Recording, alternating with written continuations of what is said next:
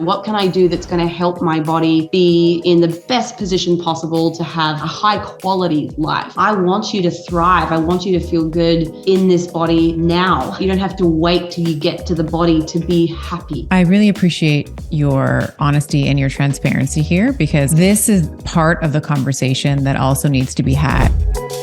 I think this would be a great time to dive into that, because I was telling in the pre-chat, when I was living in New York City, competed in a figure competition as well. And what I was really struck by was the amount of time that I needed to dedicate. And I didn't give myself a very long runway in any way. So I gave myself 8 months to sort of prep for this show.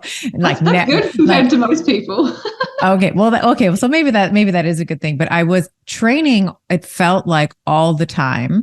And then of course, and we can certainly talk a little bit about, in my experience anyway, is that for most of the prep, it was actually a very positive experience. But then when it came to sort of the month before and then peak week, like, the amount of calories that I was eating and the amount of the hunger that I experienced, the energy, I just didn't have any energy to do anything. And it was such a strain on my marriage at the time. And so I wanted to maybe talk about some of the things that we don't necessarily see, because we all see the girls up on stage, we see the medals, we see the feathers and the glitter and the makeup and the tans.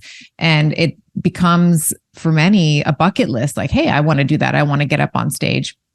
But when you think about it, and I remember reflecting after my show, I was like, I just got up on stage in a bikini, a full piece and like a 1 piece and a 2 piece. And I asked like 8 people to tell me, like, to judge my body and to rank me next to these other 30 women, like what kind of person, or what, like who would subject themselves to that kind of psychological, we'll say torture in a way.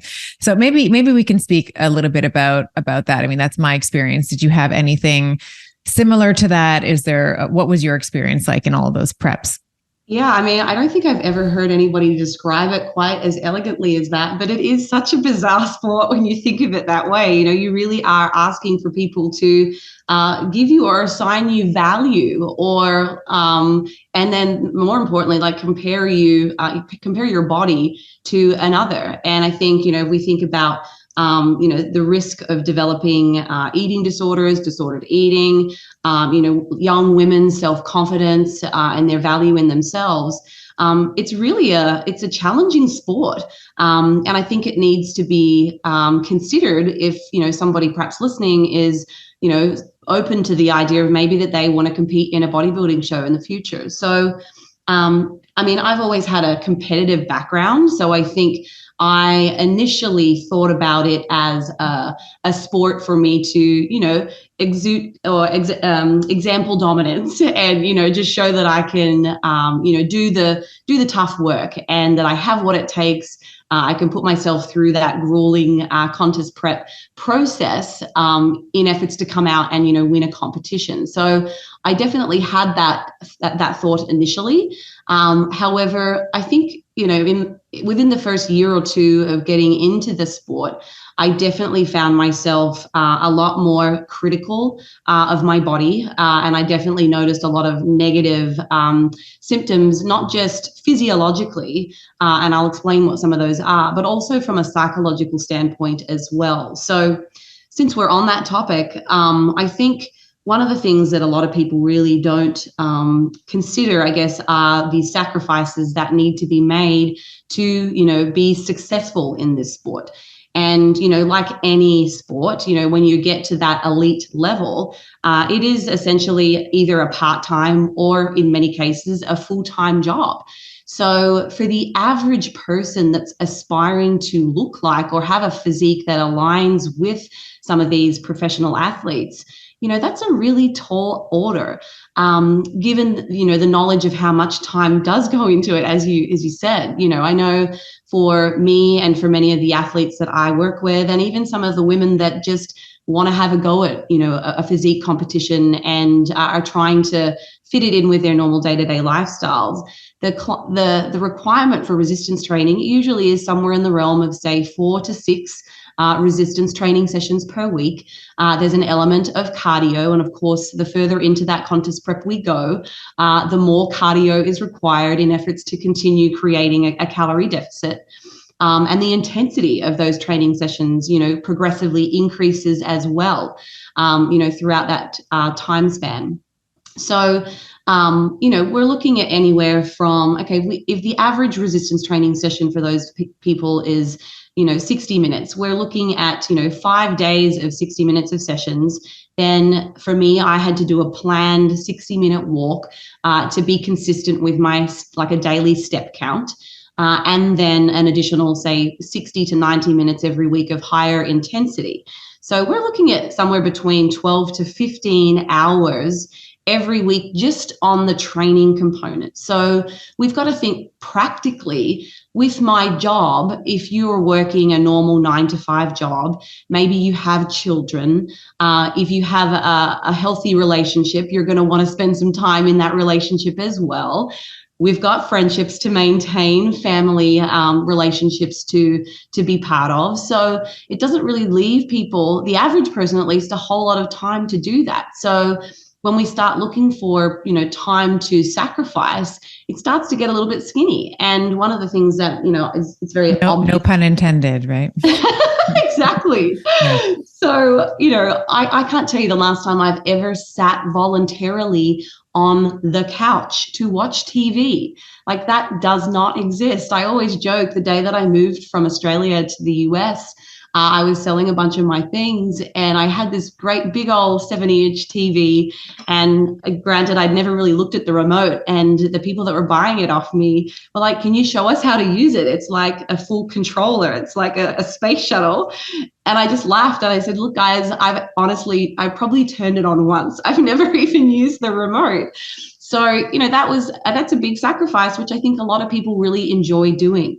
Or if it's not sitting down to watch a TV show or a movie, people are doing other things. They're out, socializing and, potentially eating and drinking out, or they're playing video games, or, they're playing with their children. So I think one of the common themes that I run into with my one-on-one clients and with our coaching team is that we have to be like the person that kind of sets up realistic expectations for our clients. So I do a lot of time blocking with the people that I'm working with, so that I can literally look at their calendar and say, all right, well, here are your obligations. If you time block all the things that are non-negotiables, and then we go to, okay, what are the things that you'd still like to be able to do? And we time block those. Let's be real. How much of that time can you commit to your training? And then I guess thinking it from the nutrition standpoint, maybe in the beginning of a contest prep, your dietary restrictions are somewhat easy to adhere to. You've got a lot more flexibility, so there's less planning. But the lower your calories get, the longer you've been in that dieting phase, the amount of planning that's required is substantially longer. It's not very easy to eat 1,300 calories and feel satiated. So, for me, I'm sitting down on a Sunday afternoon thinking about, okay, well, I know there has to be an element of psychological satisfaction, because if we don't just eat for hunger, physiological hunger. Yes, that's an important element. We need to consider dietary fiber to make sure that your stomach is feeling satiated. But what about my mind? Because if we go too long without feeling psychologically satiated, then, that's when we start to run into, challenges, particularly in relation to adherence. And then in my case, as I struggled with an eating disorder, it was binge eating and then purging and all of the horrible symptoms that kind of come along with that. So time is a huge thing that I don't think people really appreciate. And in those circumstances, if I have a client that wants to do a competition, I will kind of say to them, hey, I think it's a really great, ambition. I don't want you to lower your ambitions or not set goals around your physique and improving your body and your health in general. But, these timeframes that you're asking for, and a lot of people will sign up and work with us for 12 weeks or 16 weeks, and that's the only time they've allotted. The reality is they don't have anywhere near enough time to get what they need to do to be successful in that sport, and like you did, and 8 months, in my opinion, is actually a good amount of time if you've thought it through. But some folks that, do need to lose a substantial amount of body fat, they may need, a year or more, not just for the removal or reducing of body fat, but also for the preparation and time that it takes to build a substantial amount of lean body mass.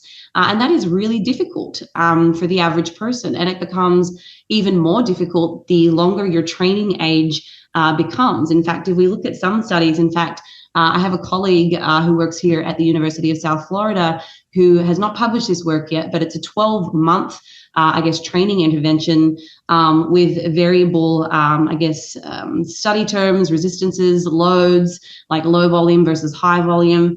And what was really interesting is that they've found that after a certain time stamp, the hypertrophy doesn't keep going. It's like they reach this point of maintenance. And that, that's just really unfortunate, but that's the reality for people that have been training for a little while. So I've probably harped a lot on, the time and the sacrifice, but there are also a lot of other negative symptoms that people don't really think about. And they would extend to loss of libido. So as a woman, especially, and for males too, we've seen in the studies in natural drug-free bodybuilders that they become hypergonadal. I mean, they're no longer producing, the adequate levels of testosterone that are, normal for a healthy male. And the same can be said for females. Our testosterone levels decline, our leptin levels decline. That is our primary, appetite regulating hormone. And these all have fairly profound side effects. So we start to see difficulties with our ability to fall asleep, and then the quality of our sleep. We start to see challenges with our mood, with our recoverability in training. We start to fatigue a lot more easily. We become more prone to risk of injuries. And then not to mention the fatigue levels in general, no energy. You start to lose strength at a certain point, because we know that when we undertake fat loss, it is, for a lean competitor, inevitable that they will lose a certain amount of fat-free mass during that contest prep. And the problem with that is, well, now we're starting to see decreases in your basal metabolic rate, and that can in turn also impact your strength in the gym. So, there's a lot of symptoms that I think a lot of people kind of leave out on the social media space because it looks so glamorous. You're seeing these beautiful bikini competitors, on stage, and it's very impressive, and their work ethic is very impressive. But a lot of them don't really talk about, the fact that it can negatively impact a marriage, not just from, the time that you guys get together, but, your social outings together, the relationship, the connections, the things that you bond over. They slowly start to dwindle away because you don't have that same flexibility anymore to go to your favorite restaurants, or, to be present and engaged in the conversations. Cognitive decline is absolutely profound, and it has been for me as a natural competitor. The closer I get to getting on stage, and as somebody that is, very active on social media, I do a lot of YouTube videos and educational pieces and touring, and you're up presenting, in front of like hundreds of people. Your brain function is significantly impacted. Like when they say you've got like diet brain, that's a real thing. Like I was having trouble recording videos because I couldn't think. Like the words weren't coming out of my mouth. And I remember crying in front of the camera one day because I just couldn't do a basic like exit video, or like a, what do we call it? An outro. I couldn't even get my outro to make sense. So, I think, look, there's a lot of benefits, I think, to helping people, reduce their body fat, as a whole, and to being, active and staying healthy through, resistance-based training. But like anything, I think it exists along a spectrum. And, when we choose to take this to the level of a competitive athlete, in my opinion, the sacrifices and the the deleterious impact is actually not worth it to me. And I now only choose to do one competition per year because I also have other responsibilities. I have children, I have businesses, and I have relationships that I want to foster, and they need nurturing. And those people, it's like watering the garden. You know, you have to be, if you want to have a fulfilling life with meaningful connections and have meaning to what you do, you know, those things all need attention and priority as well. So I have definitely changed my attitude and, you know, really started to prioritize what's important for me when it comes to this particular sport. I really appreciate your honesty and your transparency here, because I think that this is part of the conversation that also needs to be had. If you are, let's say you have someone that comes to you with a bucket list of competing in a show, or, you know, or someone who maybe I might be speaking for you, but I can certainly speak for myself, who does tend to become obsessed with things. Like I tend to very much, like when I'm in, I'm all in. And when I'm off, like I'm all out, you know, like it's like, I'm sort of like, you know, those memes about like light switches, like super interested, not interested at all. But when I'm dichotomous. Yeah, exactly. And I think that for me, when I was competing, I can speak to my own experience here. Like I was amenorrheic. I didn't have so I got down to 8% and change, which is, I would never recommend in terms of body fat right before the show. I would never recommend anybody ever do that. I didn't have a period for, I can't remember exactly now, call it 3, 4, maybe even 5 months. And then my liver, like the blabs that came back, like my transferases, ALT, AST, everything was off. Wow.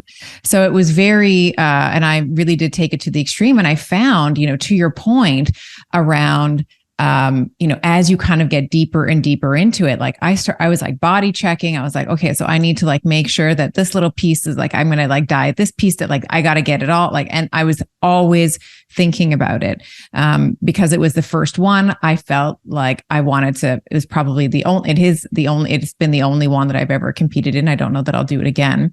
But I was like, all right, I'm all in, like, I got to do this. I got to do it right. And the type of person potentially who's even just attracted to doing this kind of it is in a way an extreme sport, I think maybe has something. I mean, I'll speak for myself anyway. Like I certainly felt like I had something to prove. I certainly felt like, yeah, I'm okay with like 10 people judging me in a bikini. Like I need my external validation. And I think that's, you know, for women in particular, who, you know, a lot of the audience who listens to this podcast are female. This is a area of society where, I'll say it this way. Addiction, let's say, is a spectrum. Like everybody sort of, you know, poo-poos the drug addict. They poo-poo the sort of things that are shunned by society. But the workaholic, right, is the person who is lauded, you said their work ethic is impressive. And yes, it is very impressive.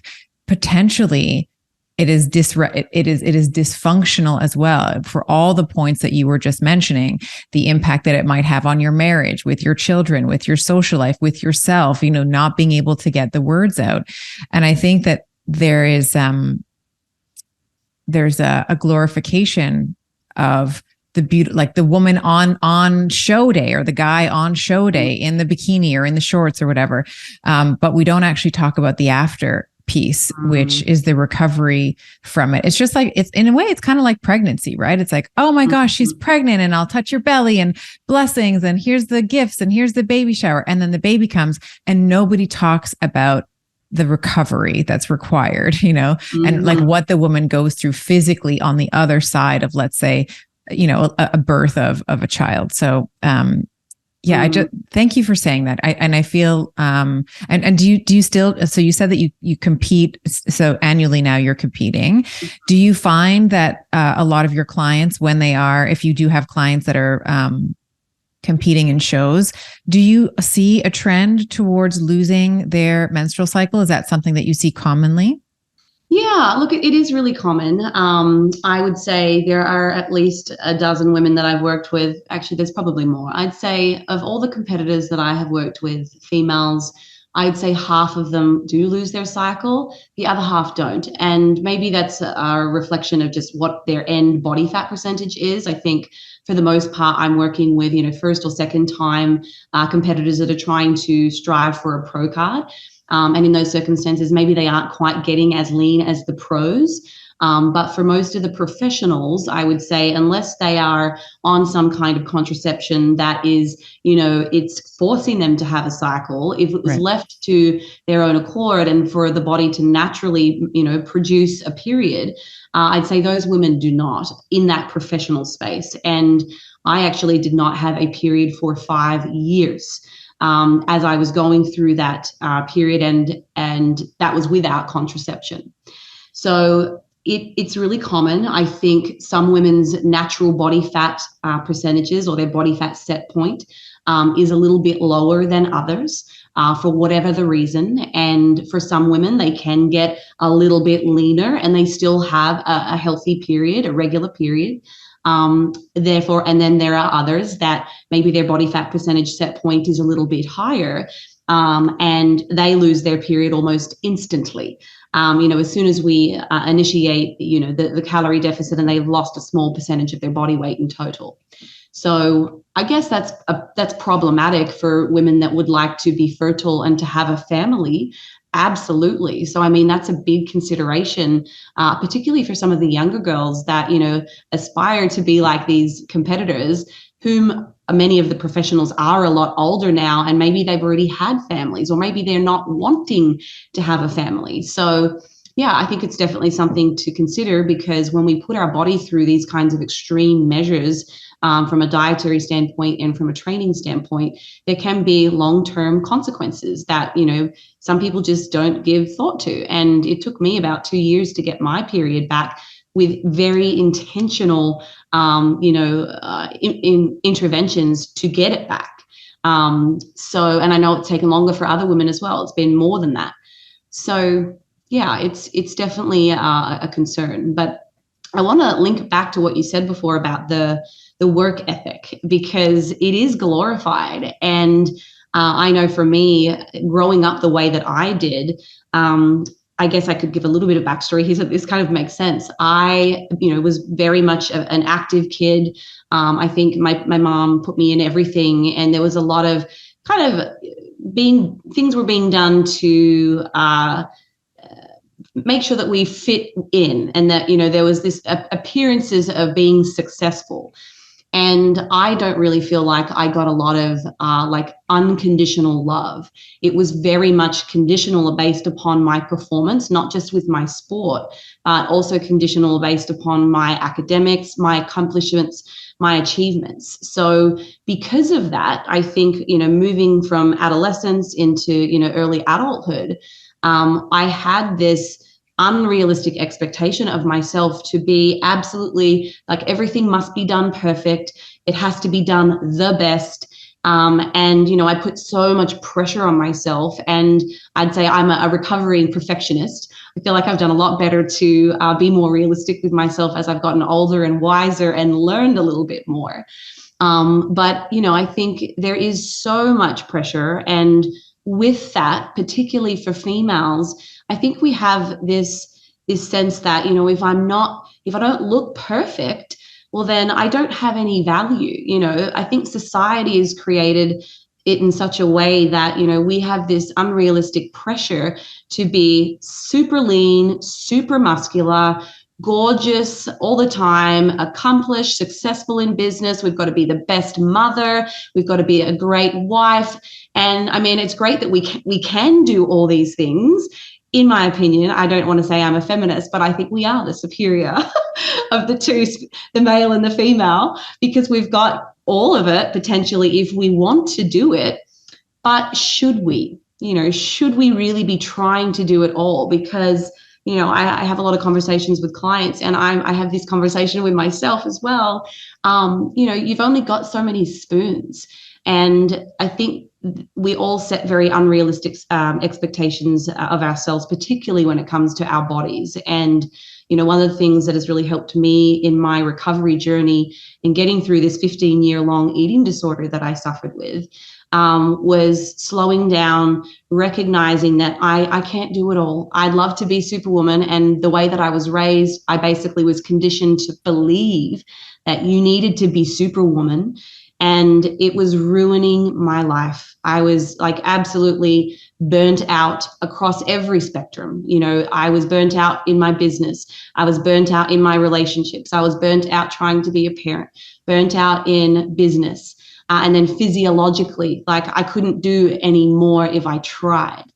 So I think slowing down for me and, you know, having a little bit of self-compassion and self-kindness and writing silly affirmations all over my mirror in my bathroom and putting notes around like the places that I am in most, like my office, to be as a reminder that I need to be gentle on myself, that I need to give myself some grace. And that repeated messaging, and I guess you'd know better than I, you know, the neuroplasticity of the mind, we have to condition the brain to start to change those wiring processes and those thoughts and the narrative that we tell ourselves. So I think with that consistent new messaging, that new story that I'm telling myself for the person that I want to be, who does give herself some grace, and she is kind to herself, and she speaks in a way that she would speak to her friends or her family or a partner. You know, that is what has really helped shift, you know, the way that I do everything, not just in my bodybuilding sport, but also like how I am in life, how I approach business. I'm just so much more compassionate and, you know, setting better boundaries with, you know, how much I do in each of these different domains that I am passionate about. Otherwise, I don't know that I would be around right now if I kept pushing everything at 100% with this expectation of it being perfect. Gosh, I relate to so much of what you're saying. I feel like, you know, our parents, you know, they do the best that they can with the tools that they have based on their own, you know, based on their own stories and their own experiences in life and what they think having children and the appearances of you know, raising a family should look like. So I certainly relate to what you're saying with like the parents. You know, for me, it was kind of the same thing. Like you come home with an 85%. It's like, what happened to the 15? Like, where did, you know, why wasn't it 100? Why did you? And then it was like, my daughter is like, she's on the dean's list. My daughter's on the, you know, they sort of took a lot of pride in my achievements. So I felt very much responsible for delivering on those to make them happy, to like the conditioning or the conditional love, as you were describing. And it's funny because for years I used to think like being this stressed out, it's totally my superpower. It's totally like what gives me my competitive advantage. You try to normalize it, and it's not okay. And I think until someone can plop in and say, hey, Stephanie, you know, that's actually really unhealthy. Think about your quality of life. Think about, you know, what are you going to regret more when you get to the end of your life?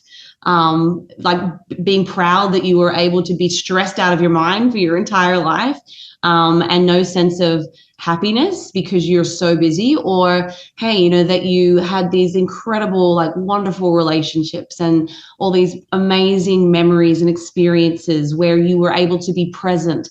You're not, you know, distracted with 500 emails that are coming through, or like pressure to do this or to have done everything to the best of your ability. Now, I'm not saying people shouldn't strive for greatness, but I think, you know, we need to be at least aware of what our capacity is, you know? Yeah. And I think beginning to also unhitch the idea of, you know, we've been talking a little bit about it, but the external validation of worth, like that is only ever going to come from within, you know? And I think in a society that values accomplishment, accolades, degrees, you know, letters behind your name, it can be confusing for a young girl or a young boy, really, to really navigate.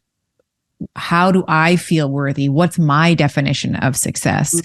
Right? Because, and then, you know, you have teenagers, and, you know, my kids now, or one of my children anyways, sort of at the age where we feel like he probably needs a phone now. So he has access to like the Snapchats and like the I know Instagram and Facebook is for old people in his opinion, but there's like, I forget the other app that it might be Twitch or something. Anyway, but they have their own, there's like this social media piece that I never grew up with, but I know girls now, and I'm thinking specifically of a situation from a girlfriend who has daughters, went to a party, things happened, there was some sexual activity, whatever, all got on, like someone took a video of it. It's like everyone in the school the next day, everyone's seen the video and all the neighboring schools have seen it. Like there's so much pressure to show up in a certain way, I think. And I think this conversation is so important because I think if we can begin to redefine what success means, and that's an internally or an intrinsically driven question, we can protect our beautiful daughters and our beautiful sons from some of these external forces, like feeling like we need to work until, like, I kind of make the joke, like I can work until my eyes bleed, and it's like, is that really a source of pride? Like, should I really, as you said, at the end of my life, is that what I really should sort of like, like stake my flag on? Like I was able to be stressed out 98% of my life. Like that's not, there's no one's going to give me a badge of honor for that. Yeah, I think if someone can come up with a definition for success, I'll gladly listen. I'm still working that out myself at 33 years of age. So I think there's value to having, the will and the ability to put pressure on yourself at times. I mean, there's plenty of, great business books that talk about, these sprints where maybe you do apply yourself for a given period of time, and that workload may be very substantial, but I don't think that should be the baseline of how we conduct ourselves on a day-to-day, and I think when we're young, we have a certain set of values. And I know that now as I've gotten older, and I've also been able to reflect back on, my own inner happiness, the values that I once had, that now they are shifting a little bit. I am recognizing the importance of, quality friends over quantity friends. I'm recognizing the importance of deep connections, meaningful connections, rather than those that are just superficial. Because I guess that's just one of the things that happens as we get older. You start to appreciate things a little differently than we're young. So I think when we are young, it's great to be able to thrive and push and, go for gold. But I do think that we all should have in mind that we need to be able to find some sense of balance. And that applies to our training too, what we can accomplish with our physique versus maybe just having a goal that might be, this is actually great for my longevity. What can I do that's going to help my body, be in the best position possible to have, a nice, high quality life rather than, I'm stressed and, end up putting myself at risk of a heart attack or some kind of coronary artery disease or something. Right. So speaking a little bit about exercise programmatics, I think this is a good, jumping off point into speaking about weight training and exercise programming for women. This is something that I speak a lot about on my platform, on the podcast, which is this idea that women should be incorporating, particularly as we age, we should be incorporating resistance training for a myriad of physiological reasons, right? More lean muscle mass means you're a better glucose disposal agent, better immune system. We were talking about cognitive function, certainly. Myokine and BDNF, like growth factors in the brain, so like maintaining brain volume. So there's a myriad of reasons, and certainly you can speak. I've probably missed a few there, but a lot of good reasons why a woman should be considering weight training. And we were talking before I hit record.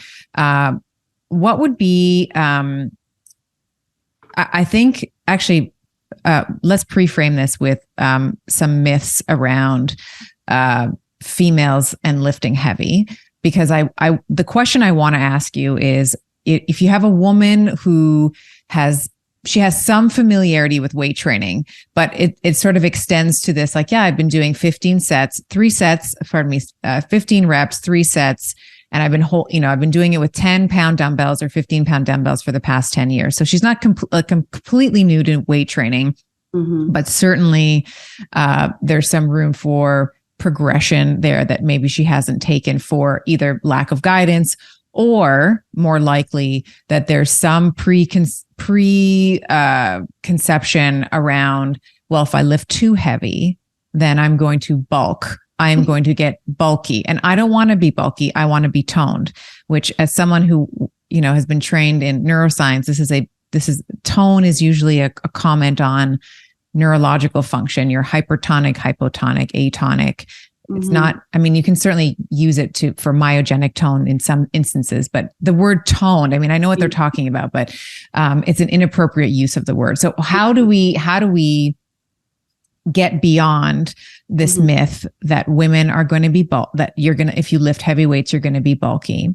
Yeah. And then the second to that is what we just said. How might you frame or start to think about an exercise program for that kind of woman? Because I'm like 70% of that woman is listening to this show right now. Absolutely. So look, I think I'm not going to sit here and say, no, women cannot get bulky. They can, and they can take on a bulky appearance. However, I guess before I lose all the female lifters, I think it largely depends on what a woman's definition of bulky looks like. I think what most women would say is bulky is probably, like, I'm going to stereotype and say they're thinking or visualizing like a female bodybuilder. So they've got like guns blazing, their abs are popping, and that's, I can resonate with that. I don't think that I would have that desire either, though there are certainly many people that do aspire for that, and that's fine. So I think the first thing that we need to kind of establish when we're working with a client is like, what is your definition of too bulky, but what do you like the look of as well? And then there's also like the functionality and the practicality of muscle too, but we'll talk about that later. And for most women, I think, a natural athlete, like, at least I can reflect on like my own body composition when I'm getting on stage. I think most women are like, yeah, that looks good. It's not super muscular.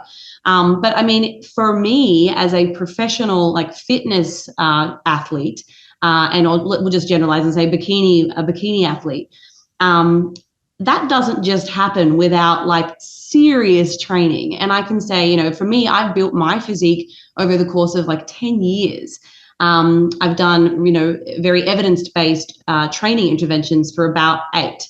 So for the first 2 years, I just kind of spun my wheels, and I'll talk a little bit about that why in a minute. But I think women have to understand that it takes a lot of repetitions and consistency and following an evidence-based approach to get to that like level of natural, professional muscularity. So, I guess that would probably be my response to the first part of that question, which was, can women get too bulky? Yeah, they can, but it would require a lot of work, and a lot more work than what the average person is willing to put in.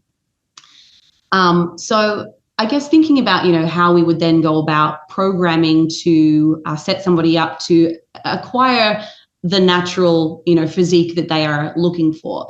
I guess a lot of it comes down again to the individual's availability to train, and to, how much time can they give to that workout program and to the application of the diet. Most people, or most women, don't eat enough. And the second thing is they don't lift heavy enough, or often enough. And we also don't really have the testosterone levels, the sex hormones that are going to create the Wolverine look. So, we're already there's a lot of things that women need to do differently just to get to a place where they can achieve that, like the optimal amount of muscle mass as a natural, looking physique.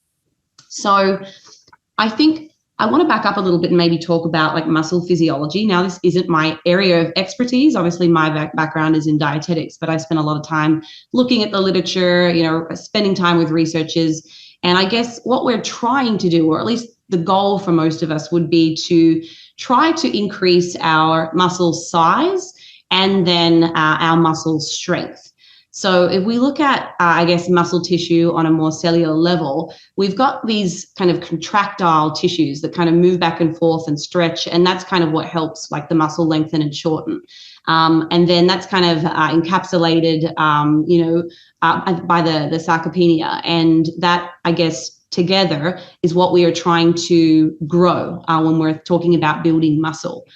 And the way in which we do that, I guess there's a lot of talk about, training volume being the primary driver of hypertrophy adaptations. But that's just one element of it. So our training volume, will contribute to that, how much muscle is built. So we not only need mechanical tension or muscular tension, which is the application of resistance training, but we also need, in certain situations, a sufficient or an adequate stimulus of metabolites. So it's like build up inside the muscle tissue to ensure that we're kind of optimizing that muscle protein synthesis cascade that, contributes to building muscle. So I guess one of the ways that we can look at trying to do that is through lifting moderate loads and moderate rep ranges. And typically we look at that through a rep range of, say, 8 to 12, maybe 15 sneaks into that rep range. We can achieve that mechanical tension by doing high or heavy loads with low repetitions. And we can also do that with higher repetitions and low loads.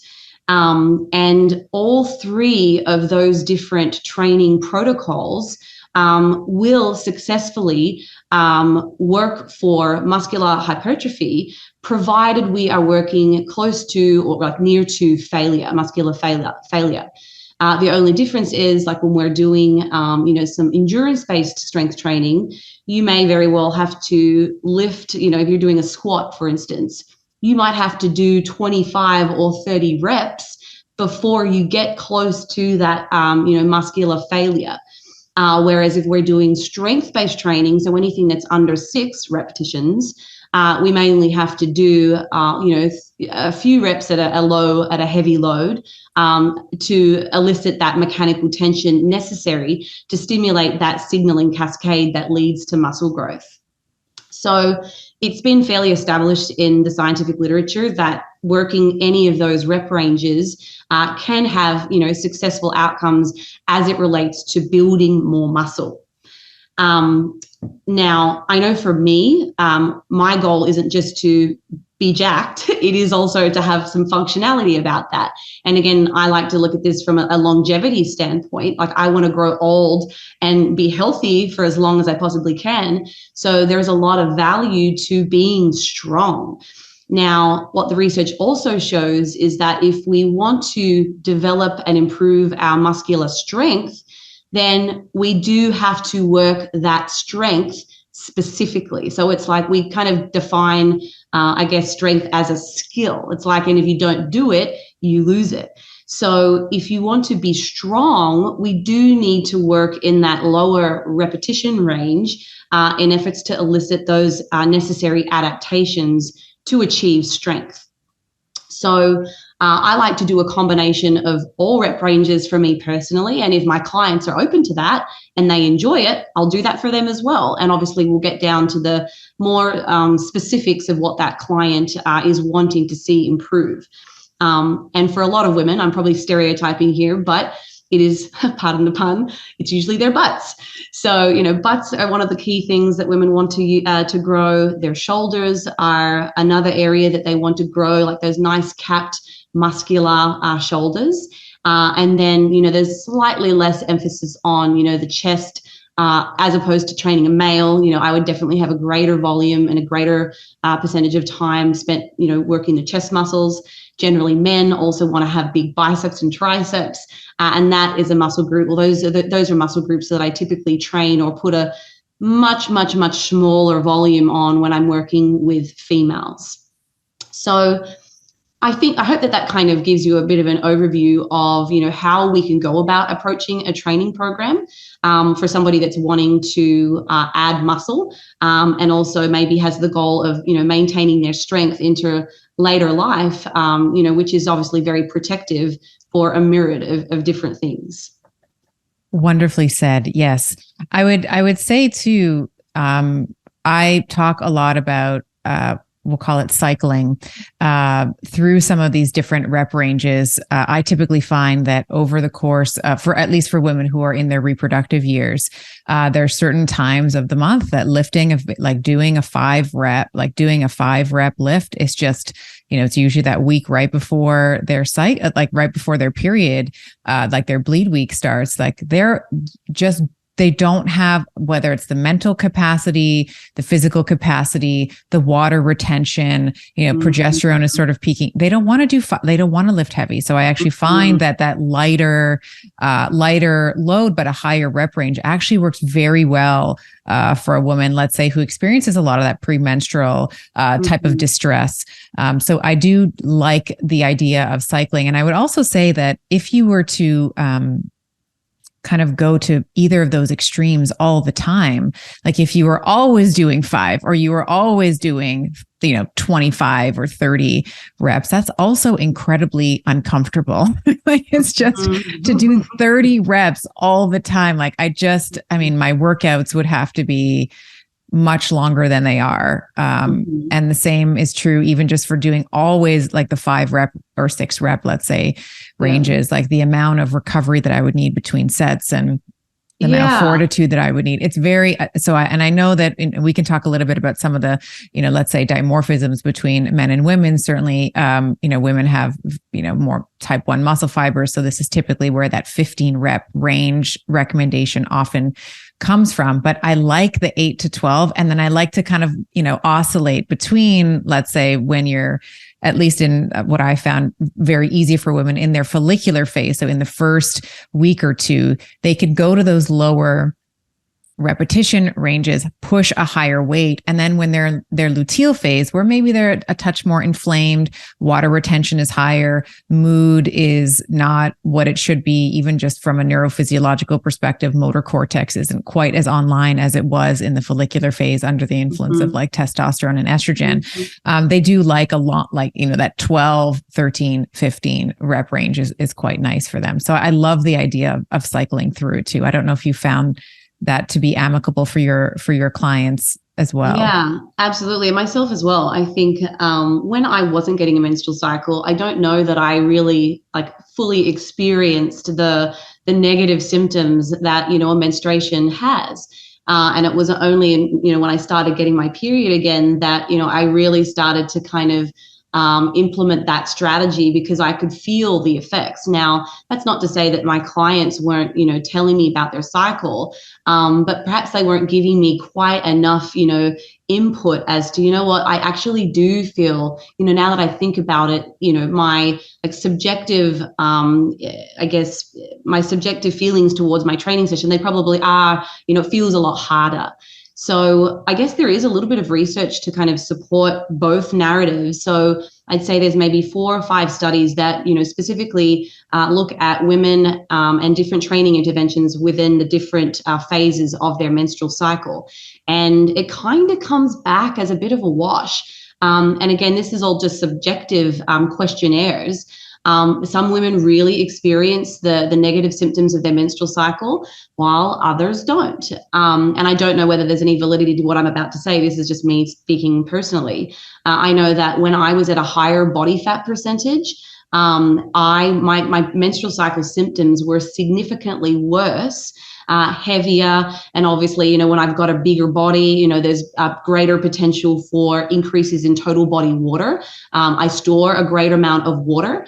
And especially as a more muscular individual, obviously the more muscle I have, now there's greater potential for water storage within those tissues because of the extra glycogen. So I just did not feel good around that time of the month. So absolutely, for me, I do have some strategy with that. So every time I get my cycle, I have my planned deloads. And I also try to be a little bit more gracious around any of my higher intensity cardio. Because for me, I perceive it to be more difficult when I'm a little waterlogged than I do when I don't have all of that excess fluid, in my tissues and just kind of getting in the way. Like, I just feel like it impacts my contractility of my muscles. I feel like I'm just so uncomfortable. So I really think that's a great strategy for women that do feel those, symptoms of dieting, to implement very strategically their training deloads. And as you say, looking at the different training modalities, whether we're thinking strength or hypertrophy or endurance, you can play favor to that. That really works well. And I think one of the things that I do as well as you is when it comes to my period, or at least the week leading up to, there is no way I am putting in anything under like an 8 rep max. Like, the amount of psychological vigor that's required to attempt one of those lifts. Like if you're truly working at your rate of perceived exertion that, is programmed for my session, let's say it's like a 9 or an 8 or a 9. So it's high. We're getting very close to failure.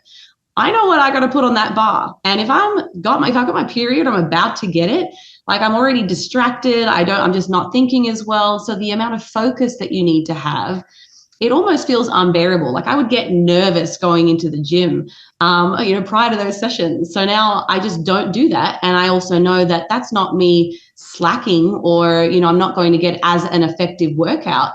That's me being smart. I can go in and I know based on the research, I can do these other forms of training that are not going to tax my, central nervous system and my brain as much by doing some of those higher rep ranges with lighter loads. But, it might take me a little bit longer, as you said, to get through a set of 15 or 20. And I have to remind myself I need to be working close to failure to elicit the same, muscular tension. And that's where when we do those higher reps, we do want to be looking for a little bit of that like buildup of metabolic byproduct in the muscle tissue, because we haven't got enough load, a mechanical load, to signal, your MPS pathways. But the repetitions and the number of reps we have to keep going until we can get close enough. And those metabolic byproducts are what are contributing to that overall damage in the muscle. And then we can still get the same results. One of probably the most, the gift that I've been able to give myself is tracking my cycle, just for exactly what you said, because sometimes you go into the, I'll say a former version of of myself would go into the gym and I'd be at day 26 or day 27, unbeknownst to me. And I'd be like, why can I not hit these damn weights? Why can't I do it the way I was doing it last week? And then like the gremlin in my head would be like, you're not this, you're not working hard enough, you're not good enough, you're not enough, you're not enough, you're not enough. And one of the most beautiful things that I can do now is pull up my app. I'm like, oh, I'm day 26. Oh, okay. I get it. And then it's like 15 reps, 20 reps, 25, whatever it is for me to reach that RPE, let's say, of 8 or 9. And maybe just for I've spoken about RPE, rate of perceived exertion before. I've also spoken about reps in reserve, maybe just by way of definition for listeners. What are we, when you say, you'd mentioned just before, when I'm at an RPE of 8 or 9, explain what that is. I like to think about reps in reserve, because when I'm in the set, it's like, how many more do I have? Do I have another one? Do I have another one? So that one is a little bit easier for me to calculate, but because they can, on the surface, seem almost opposite, I think it's worth just quickly defining that. Yeah, absolutely. So I guess repetitions in reserve is a little bit more absolute.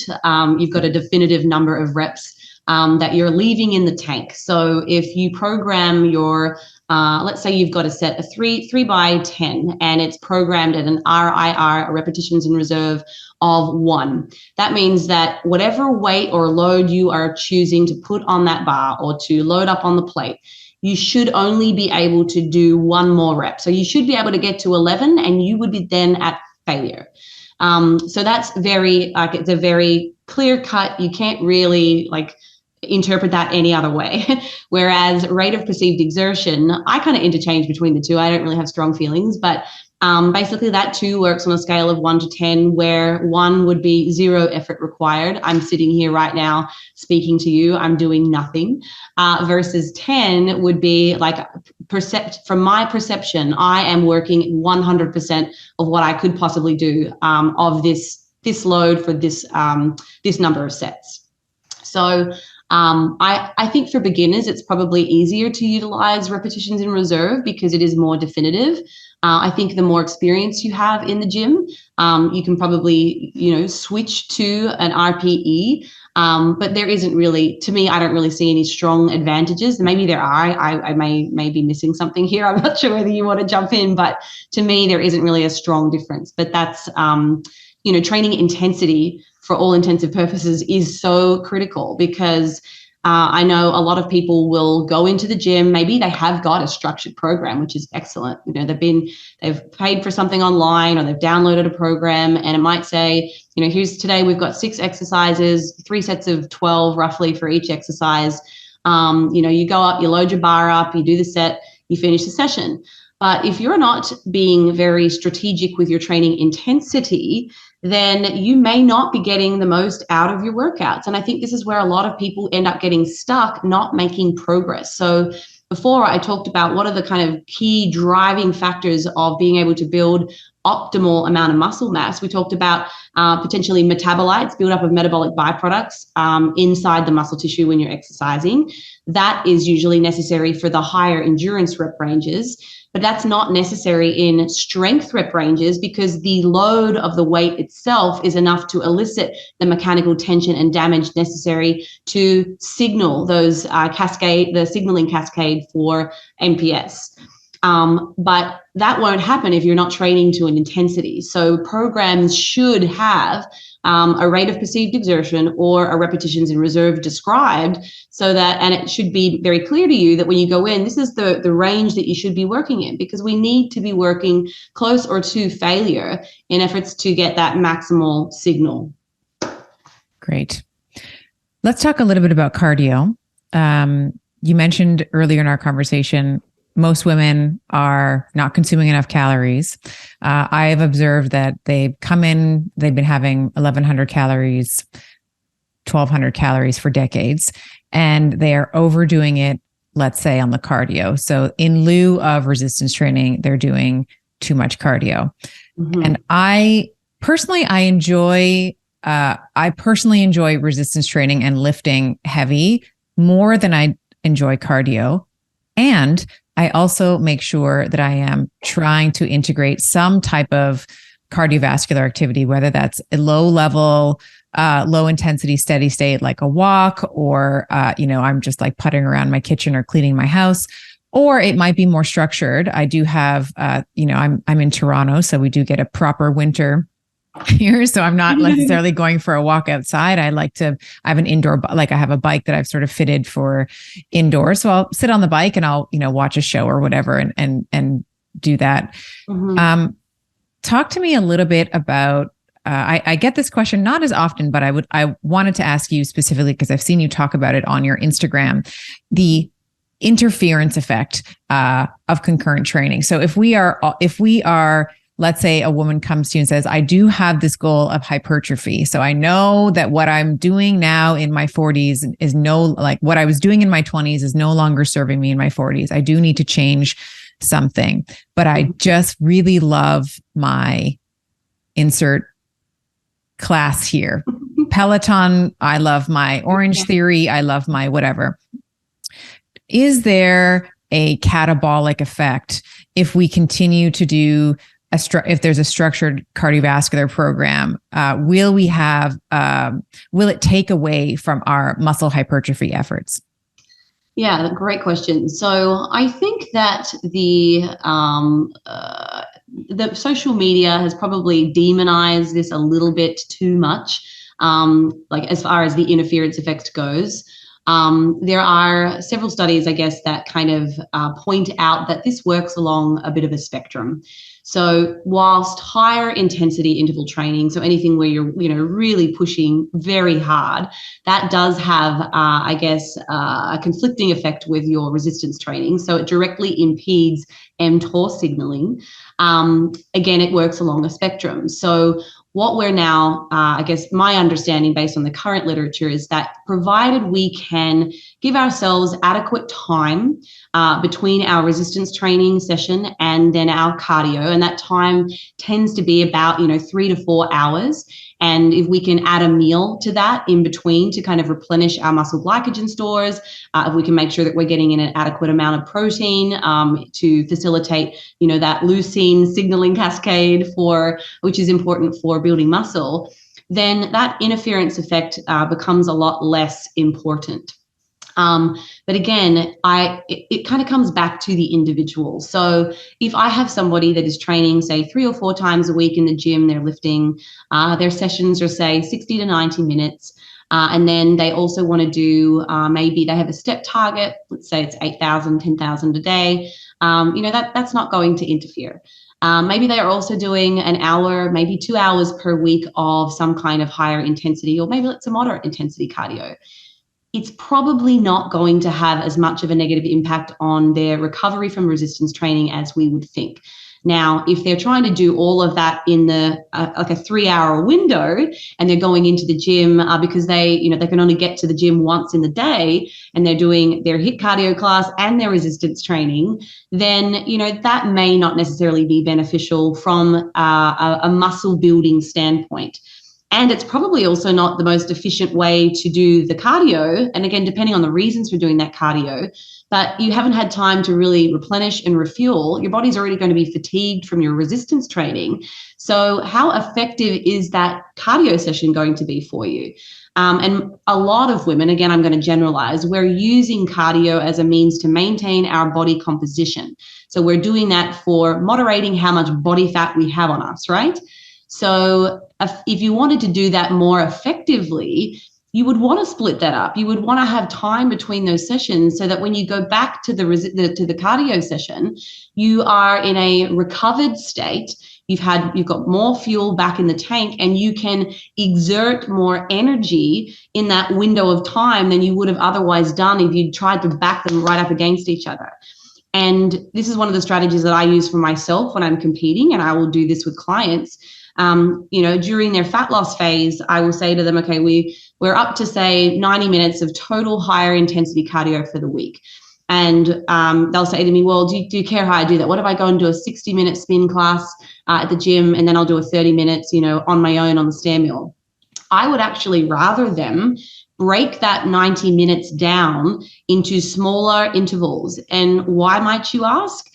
I don't know about you, but I know when I've done my Peloton, which I do often, after the first 20 minutes, I'm starting to really feel the effects. I cannot go 100%, and I can see my efforts, my total output is going down. So if you're trying to do your cardio as a means of, helping with fat loss, which requires a calorie deficit, that means that we'd want to be doing that cardio in such a way that your energy expenditure is as high as it possibly can.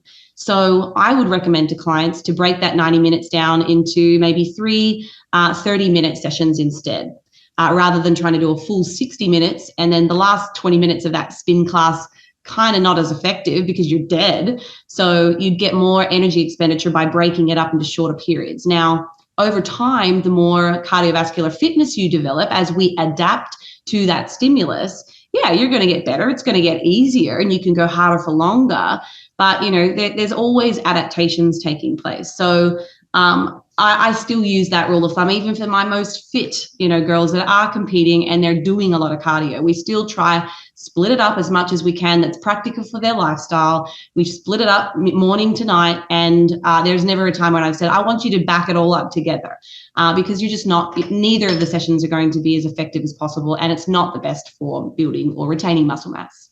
And I suspect if your clients were wearing a heart rate monitor, they would also see that absolute dysregulation that happened. I know when it's time to stop my cardio, when I can't seem to keep, if my aim is a zone 2, let's say, or, zone 2, 3-ish training, and my heart is just wanting to jump. My heart rate is wanting to jump into 4 or 5. It's like, all right, I've reached my maximal aerobic capacity today. It's time to cut it.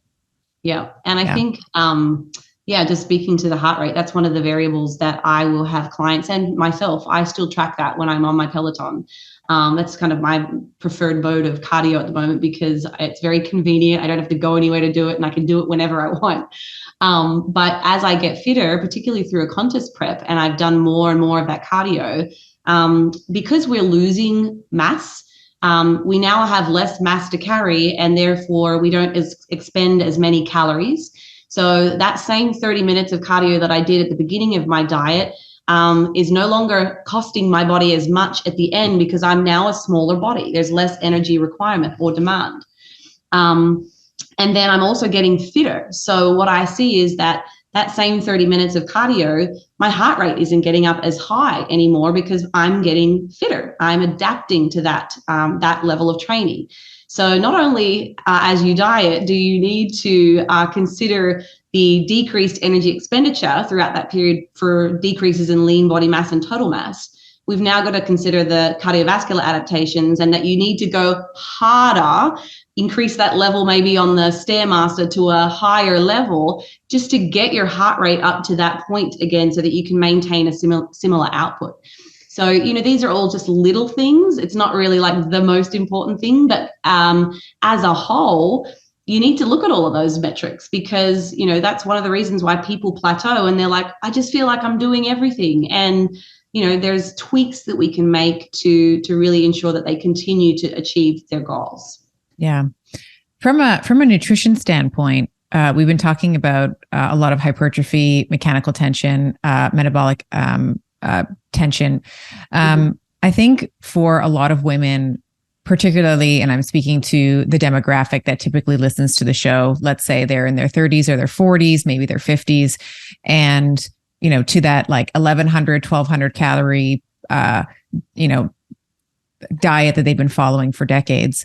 One of the things that I will do with private clients is I will talk to them once there's been some rapport established, because we don't jump right into a reverse diet. But I certainly it is. You don't? I do. I bow down to you, because I feel like I have to kind of warm them up a little bit. There's like some establishment of trust, because there's a and maybe you can speak to this, but I find that there's like a psychological resistance, constraint, something when you start talking about a caloric surplus with women. So I need them to almost trust me first. Like, Liz, I promise you, like, this is going to be maybe slightly uncomfortable a little bit, but I promise you that we have to, like, if you trust the process and you stick it out, that this is going to be one of the best things that you do for yourself. So maybe you can give me some tips on being a coach in that way. But can we speak a little bit about the value of what a reverse diet is, and how that might be used as a proxy to help bring a woman, teach a woman that she doesn't need to be, or let's say overcome the metabolic adaptations that have happened to her over the time that she's been in this supposed caloric deficit. Yeah. So I think first off, I probably need to preface this with what is the need for a reverse diet in the first place. So there are several groups of individuals or like populations that would benefit from a reverse diet. And I guess the general concept is, and I'll also explain how this differs to a muscle building phase in a moment, but a reverse diet is basically this concept of the slow and gradual reintroduction of calories. It's very calculated over a given period of time to allow for positive metabolic adaptations to take place. So the same way that our metabolism adapts in a negative direction when we're undergoing a fat loss phase, we can recover that through this process of reverse dieting by slowly adding back in calories. And one of the ways that we can also do that, if we don't necessarily want to play with our nutritional intake, is we can use our cardio as a means of encouraging positive metabolic adaptations as well. So just as an example, and I'll paint the picture so it's really clear to understand. I might have a client that is extremely busy. Let's say she's got 3 kids, she runs 2 companies, and I guess she doesn't have a whole lot of time after this initial fat loss phase that we've done with her. And I guess she's time poor. So she says to me, Holly, I'm really struggling at the moment with, the amount of activity that I've had to do throughout this fat loss phase. What can we do to get rid of that? So in that situation, I might start the reverse diet, at the calorie target that she is on, or at her current maintenance calories. And instead of giving her a little increase to encourage or incentivize the metabolism to move in a positive direction, I might say, okay, well, we're just going to take away a little bit of cardio. And that decreased energy expenditure from exercise acts as the positive driver of adaptation. So we can do it from diet and exercise. And it's a little bit of a craft, but I feel like I've got it down to a knack. I do have some of that info in our reverse dieting book. For anybody that wants to learn more about that, we have a really great book that discusses this in great length. So I guess there are a lot of populations, like I'm saying, that would benefit from having more calories and a better metabolism. So we might have like an athlete that is, competing at a high level, or it could be any athlete, someone that just does sport recreationally and they want to do better. If they've got more energy available to them, they may actually see that their performance improves rather than trying to manage on a lower, calorie target. So that would be one group that a reverse diet would be beneficial for. Another group might be, the woman that's been crash dieting, yo-yo dieting for years on end. And unfortunately, every time she's dieted, rebounds extremely quickly because she's been in such a compromised state metabolically that when she does go back to just eating a normal amount of food after her restrictive diet stage, she regains a bunch of body fat every time in between because there was not enough time for the metabolism to get back up to that calorie amount. So, for someone like that, they may be burning the candle at both ends. They're already on nothing, as in calorie wise, they're not eating enough at all. And they're doing so much exercise, but they still want to lose body fat. That's the type of client where I say, I'm sorry, I cannot do a fat loss phase with you. I just can't. It would be unethical of me to, I can give you air for your calorie targets. So, they'd be great for a reverse diet. And then just the person that wants to have more calorie flexibility, to be able to eat more food. I like food a lot. And if I can eat more of the fun stuff as well as the good stuff, like that's a win for me. I'm a foodie. So, there's lots of different, and there's groups in between that as well. But essentially, we just try to slowly reintroduce calories, and we can do this at different speeds. And again, that would depend upon the individual's preferences for allowable body fat regain. So there is inevitably going to be a point where you cannot push your metabolism beyond this threshold. And if you keep pushing the calories in or taking away exercise and you're in more of a positive energy balance, you will put on a bit of body fat. So that is a normal part of the reverse dieting process. But if we do it in a conservative way that's very moderated, we can basically take your calories up to a place that feels a lot more sustainable and get your metabolism to a better place without unnecessary body fat regain. And a lot of the time people end that diet, they're in such a restricted state and their metabolism is so adapted to those low calories and to a crazy amount of exercise that they try to go back to just 2,000 calories after being on 1,100. And that doesn't seem to me like a lot of calories still. But they put on too much body fat too quickly. But if they had done it slowly in a controlled way, they would have mitigated a lot of that unnecessary body fat regain. So I guess that's like the principle of a reverse diet. There is a little bit of, confliction against some of the evidence-based professionals in this space because we don't have a whole lot of research on this. The information that we've published in our book takes from 2 key studies. And then all of our anecdotal information from our clients. So we actually took, I think we had about 60 clients, 50 clients or 60 clients, and basically ran an analysis on that and gained a lot of insight into, average weight gain, total lean body mass gain, fat mass gain, and then also what was the percentage increase in calories through like a 20-week reverse diet. And it was really, really interesting. I won't go into all those details. You can find that in the book, but I guess the key difference between a reverse diet in my eyes and a building phase, which essentially is kind of staying in a small surplus to elicit hypertrophy, is that in a building phase, there is a requirement for weekly weight gain. Whereas in a reverse diet, we may see we might take the calories up, but there's no demand or requirement for a weight gain. In fact, I will have certain clients that we've taken the calories up by a certain percentage and they've lost weight that week. So in the case of a muscle building phase, immediately you would jack up the calories even more so that they weren't losing any weight. So that's kind of the distinction there. And one of the reasons that the weight loss can often happen if we're doing it slowly, as per the reverse diet approach, is that because the body is adapting in a positive direction, it's almost like the body goes, oh, she's giving me more fuel. Oh, great. So you almost overcompensate. So now your NEAT goes up, your non-exercise activity thermogenesis, your incidental movement is increasing. And then it almost overcompensates to the point where it puts you back in a deficit and they lose weight. So, that's a reality. And I think some people have run with that notion a little bit too far and have kind of promoted the reverse diet as a way of losing weight. I wouldn't do that. I think that's an inaccurate or misuse of its purpose. But it's a really effective strategy. And I think it's a way that helps women, especially, particularly those of us who have struggled with body image. We have a fear of body fat regain. It's a nice way to approach improving your metabolism and adding muscle without this fear of, oh my God, every week I'm going to be putting on all this weight, regardless of how much fat I put on. So it's essentially like a more conservative building phase, if you will.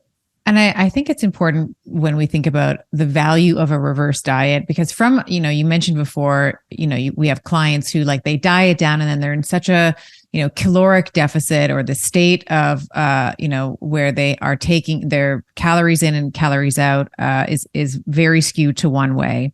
And then they'll start, once the wedding happens or the big event happens, they just go back to eating the way that they were. Well, from a teleological or from an evolutionary lens, it makes a lot of sense that the body would primarily favor making most of that caloric surplus into adipose tissue, because it's like, oh my God, there was just a famine.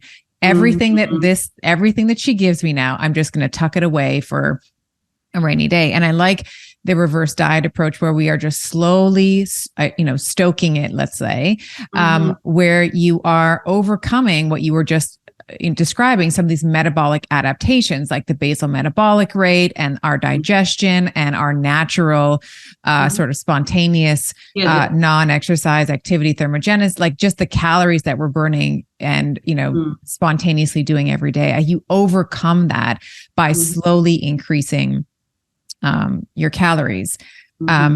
We started the conversation at the top of the hour, well, more than an hour now, but started at the top of our conversation at talking a little bit about eating disorders. For a reverse diet, you do have to be, especially for some of these women who are not very tolerant to adipose tissue gain, we do have to be measuring, we do have to kind of have a relatively good sense of what those calories that she's taking in or he's taking in. I'm just saying she because that's the person that I typically work with tends to be female. Would you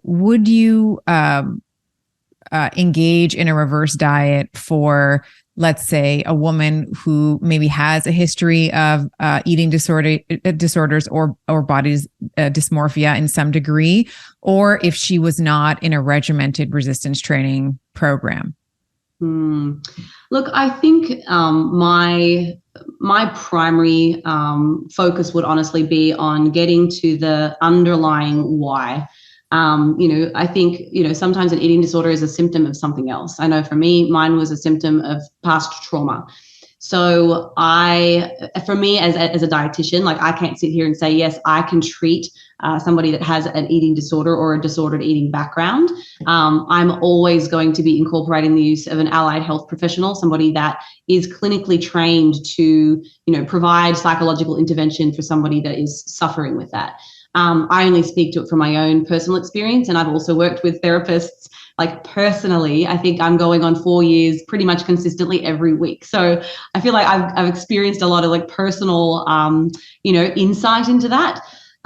So yeah, I guess in conjunction with a therapist, I'd probably, hop on a team call and decide, what is the best, approach to this patient's care that's going to help her move in a positive direction. So, during that therapy, she would likely be working on getting to the bottom root cause of where this has stemmed from. A lot of the times it is something that's traumatic that has kind of elicited a person to go into this, need for control, or, it was their coping mechanism to manage some kind of stress or past trauma.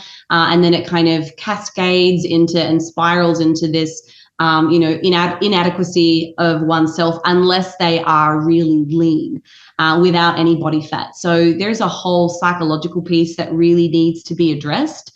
And then from my side of things, as how I would look at providing nutrition and exercise intervention, it would be a very gentle, approach to reintroduction of resistance-based training. I would be pointing out, the myriad of health benefits, in the now and in the long term that, can take place if we are consistent with some resistance training. So to be honest, I would still be approaching this not too dissimilar to how I would work with somebody that doesn't have an eating disorder. I guess sometimes it might be a little bit more resistance to the nutrition, but that's where, it's so important to have that psychological intervention working together, to help somebody really believe that, like, you are beautiful as you are worthy, you are valuable. And, the scale does not get to dictate how much fun you get to have on the weekends with your friends. It's such a process. And I don't know that a reverse diet would be successful if we didn't also have, all of these other things kind of happening simultaneously. What you would probably find is, I would say, okay, we're taking your calories up this week, and there'd be just resistance. It'd be like, no, I'm not going to do that. So it would still effectively work the same. But you've got to have somebody that's willing, number one, to change.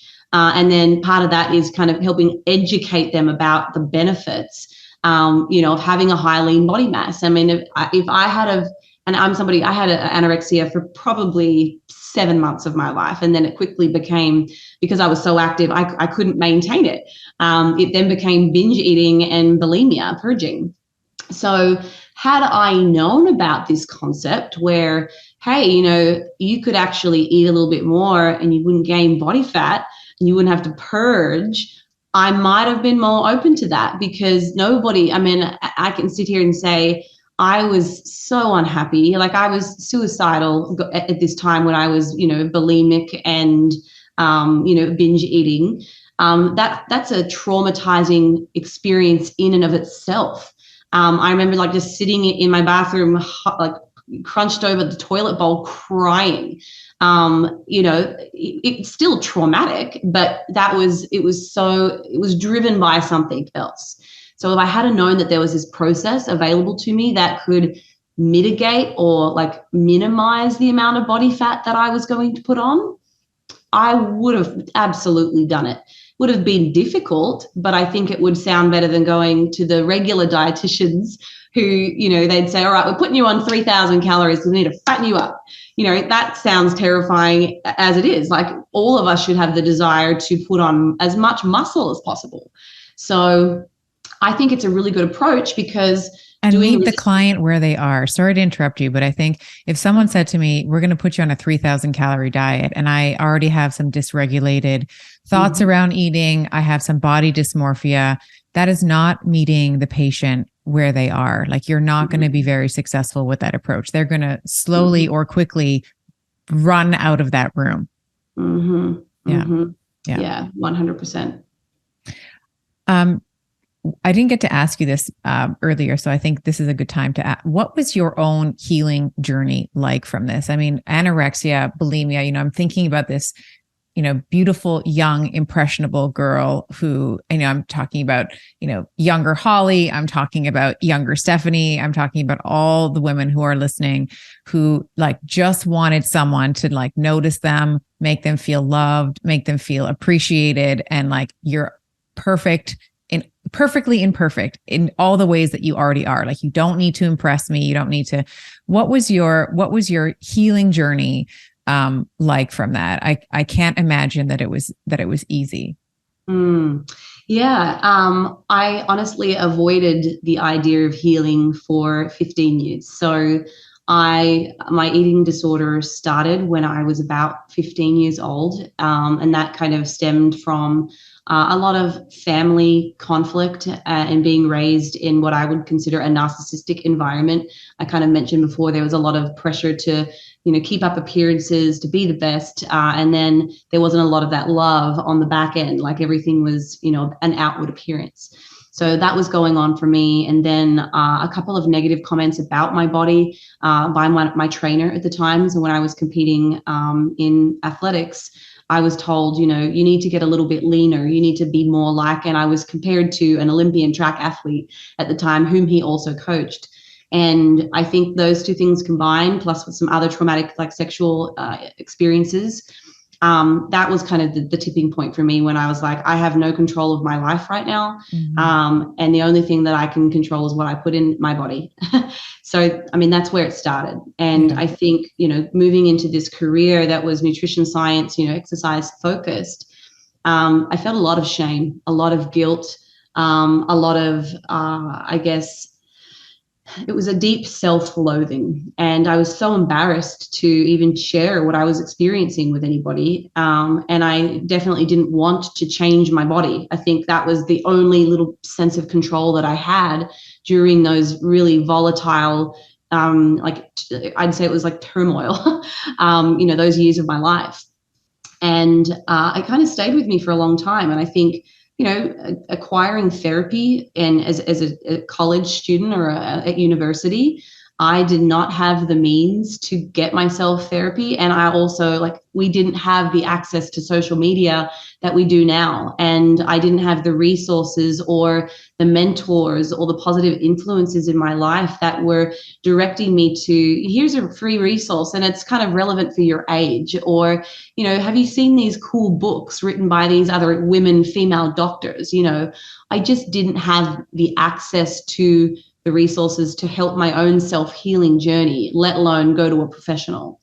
So I think by the time I kind of got to a point in my professional career where I had means, and that really was only starting to be maybe 25, so about 8 years ago, I started therapy in Australia, and that discontinued. And then I started again here in the US.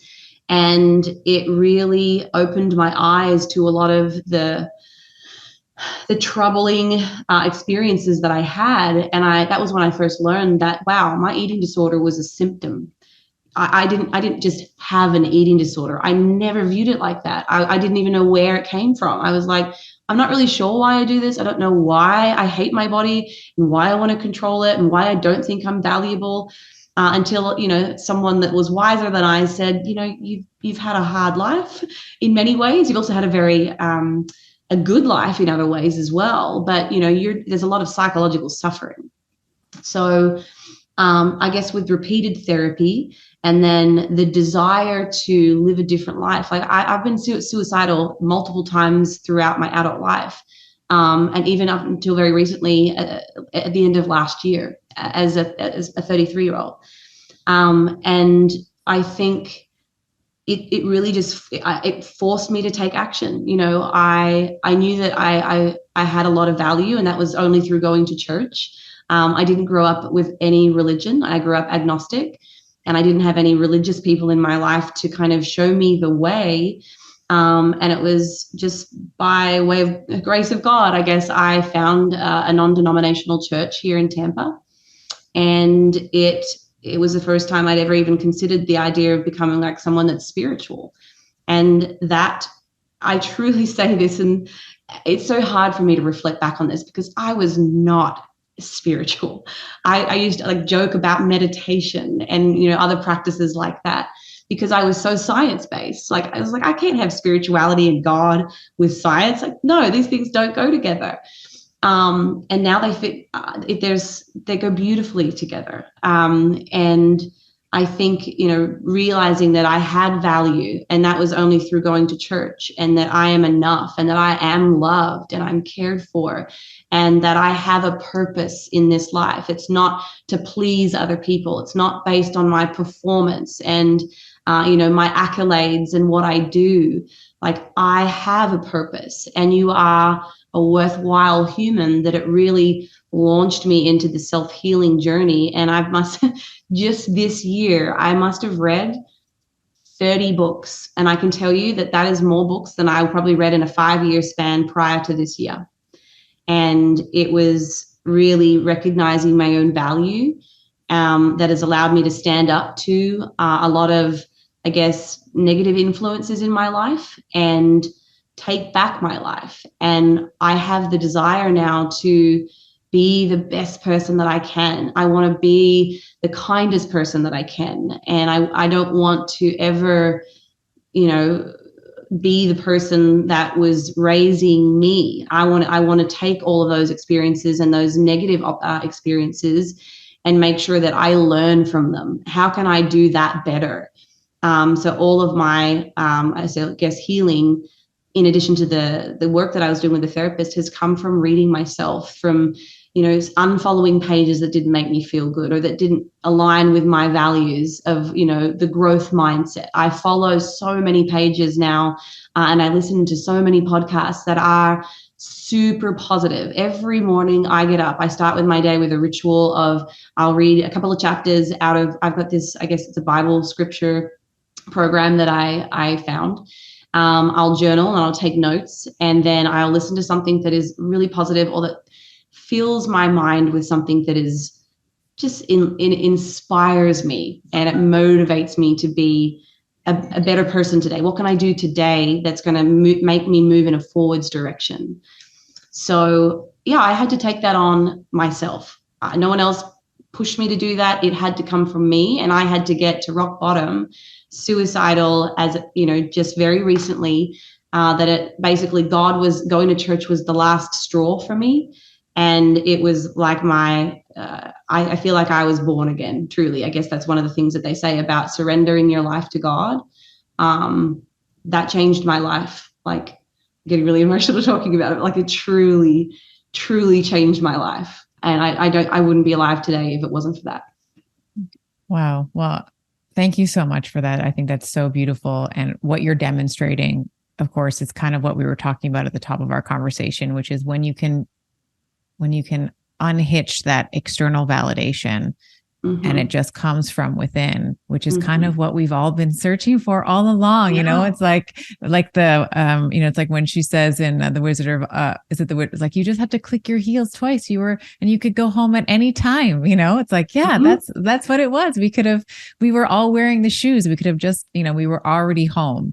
And I think finding a home within your body, arguably the most important temple, right? The only home you'll ever have, right, is the one with your, at least in this life, your current meat sack. I think when you can kind of find some reverence and some love for that body and what that body is able to do for you, to menstruate every month. Eventually, if it's a choice of yours to have children or not to have children, or to squat, or to, just take you to the grocery store and go to sleep every night and wake up. I think that when we unhitch the need for that external validation, and it's intrinsically generated, I mean, that's like, you are in your 33 years, man. Like, some people spend a lifetime looking for that. I know. And I think that's one of my missions. And I think for the new coaching company that I just started is, I think I've had a lot of negative experiences with men, unfortunately. And I don't want to say that all men are bad. I know that there are some amazing men out there, but I really feel like there are so many women that can relate to some of the things that I've gone through in my life. And my new goal moving forward is to create, products and services that are built by women, that are specifically for women. And, everything that I do moving forwards now is utilizing my own personal experiences and some of the trauma and stress that I have experienced, and now couple that with the knowledge that I have in the evidence-based space for exercise and nutrition science, and try to find a blend of, it's okay to strive to be better, and it's okay to strive for better health. But, also recognizing this inner value that you already have, and trying to help women appreciate their bodies, how they are right now in the moment as they're working towards these other goals. And they don't have to be exclusive of one another. You know, I had a lady say to me just yesterday in a client check-in, she's a new client. She's like, when I said to her, you know what, I want you to love your body right now. I want you to love everything about you. And we're going to work on that, you know, during this process. And she said to me, I don't know if I can do that. I think, you know, are you telling me that I can't do this goal, or you're not going to let me do fat loss? And I said, no, like, we can do these things together. I just really want you to believe that you can love your body at any point in your life, whether you're 30 pounds heavier than your best, or maybe, you know, you stop training and you don't get to have that, you know, that luxury of being in a gym every day. Like, imagine if you couldn't lift, you know, you need to be solid in yourself. So we're putting those things together. So I'm executing the science for the diet, for the exercise, to move you in this positive direction of like health and well-being. But I can't just ignore your mental health. I want you to thrive. I want you to feel good in this body now. You know, you don't have to wait till you get to the body to be happy, you know. So that makes up a really big element of what I do. And of course, in the cases of someone that is struggling with an eating disorder or disordered eating behaviors, you know, that's when we also need the extra support. And in this new team, I'm so excited to be able to have under the one umbrella access to all of these people. You know, we have our own rehabilitation expert. We have our own exercise scientists that are putting together programs. We have the dietitians. We've got the people that are there helping with their, you know, their, I guess, body positivity, their self-love, and the healing process that needs to happen up here, you know? So plug the new company. Where can people find you? And certainly we'll have your Instagram and your reverse dieting. You've mentioned a few times the reverse dieting book. We'll have that in the show notes. But where else can people find you if they want to interact with you more? Yeah, so I'm most active on Instagram and YouTube, and then I guess all of my links are in the bios. But my website at the moment is hbnutrition.com. .au, and I guess on the first of the year, we've just hired an entire team, and they all begin. I guess it's January 2nd. So I've just had a crazy 2 months of going through hundreds of resumes, hiring a team of what I know is going to be just incredible women. Like, they're the best in their, I guess, respective fields. They're all and have all had similar issues and struggles as I have, and maybe as you have as well, Stephanie. So, you know, this team it's like my passion, and I just feel such a overwhelming connection with it, because I know that there are going to be so many women who will benefit, you know, moving forwards by working with this collaborative team. So, yeah.